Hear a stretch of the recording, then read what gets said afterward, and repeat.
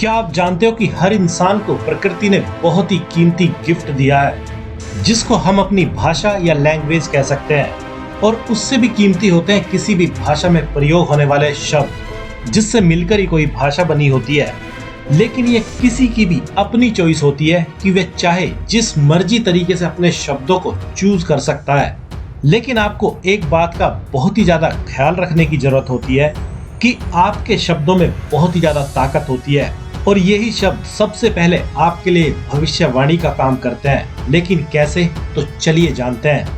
इसलिए अब अगर सबसे पहले शब्दों की ताकत को पहचानने की बात करें, तो जरा उस मोमेंट को याद कीजिए जब आपको किसी ने कभी आई लव यू कहा था और उसका असर आपके दिलो दिमाग पर पूरी तरह से हावी हो गया था।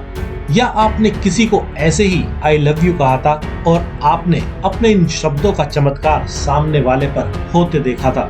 लेकिन अगर अभी तक आपके साथ ऐसा नहीं हुआ है, तो जरा उन शब्दों के बारे में सोचिए जब किसी ने कुछ शब्दों का यूज करके आपकी इंसल्ट की थी, या आपने किसी के साथ ऐसा ही किया था। लेकिन आपको क्या लगता है कि हर शब्द एक जैसी एनर्जी हमेशा रखता है?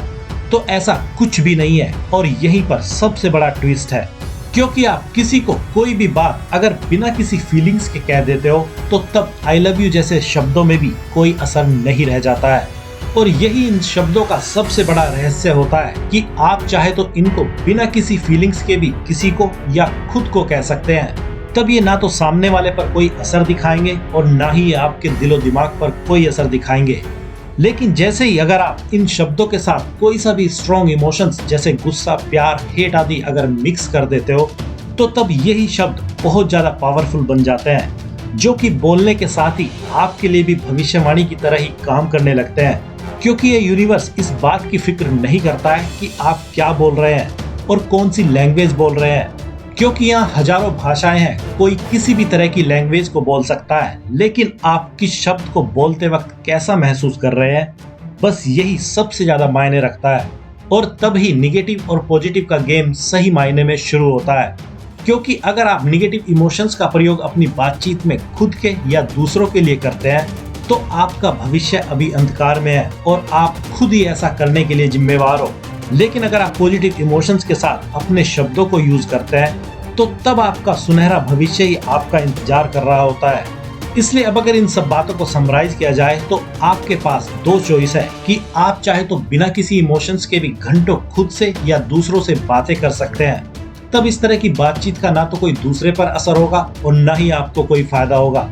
लेकिन अगर आप कोई सा भी इमोशंस अपने शब्दों के जरिए बातों में यूज कर रहे हैं, तो आपको इस बात का ध्यान रखना बहुत ज्यादा जरूरी है कि यही शब्द और इमोशंस आपकी लाइफ को भी अभी के अभी डिफाइन करते जा रहे हैं, जिसका हो सकता है आपको अभी उतना एहसास भी ना हो। लेकिन जैसे ही आप स्पिरिचुअलिटी या ध्यान में गहरे जाएंगे, तो पाएंगे कि आपका हर शब्द और हर एक इमोशंस काउंट होते हैं, जिसके जोड़ घटा से ही आपकी लाइफ का नेक्स्ट स्टेप ये प्रकृति तैयार करती है। या इसको यूं कहना ज्यादा सही रहेगा कि आप ही अपना नेक्स्ट स्टेप खुद ही तैयार करते हैं।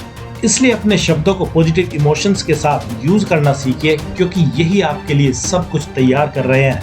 और रही बात आपके शब्दों की भविष्यवाणी की तरह काम करने की, तो जो भी आप इमोशंस के साथ अपने लिए बोलेंगे और अगर बोलते ही जाएंगे, तो वह एक ना एक दिन सच हो ही जाते हैं। यकीन नहीं आता तो खुद करके देख लीजिए, क्योंकि इसी सिद्धांत पर तो ऑटो सजेशंस और अफर्मेशंस काम करते हैं। तो अब आपको क्या करना है आप समझ ही गए होंगे, और हम आपसे जल्दी मिलते हैं नेक्स्ट वीडियो में। तब तक अपना ख्याल रखिए, मुस्कुराते रहिए। धन्यवाद।